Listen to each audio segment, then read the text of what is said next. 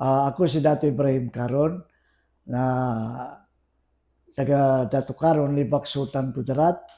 Noong 1972, umpisa ng gulo sa TRAN ay malaking labanan ang nangyari sa TRAN nang pinasok ng gobyerno ang TRAN, na kasama doon ang aking tatay na natamaan sa labanan.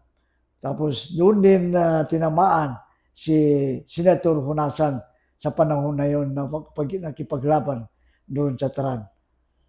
So kaya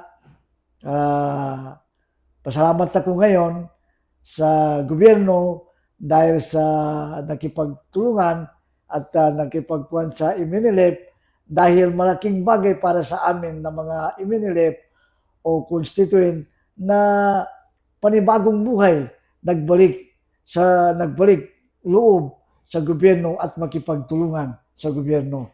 Yun lang po at maraming salamat. Shukran, Dato.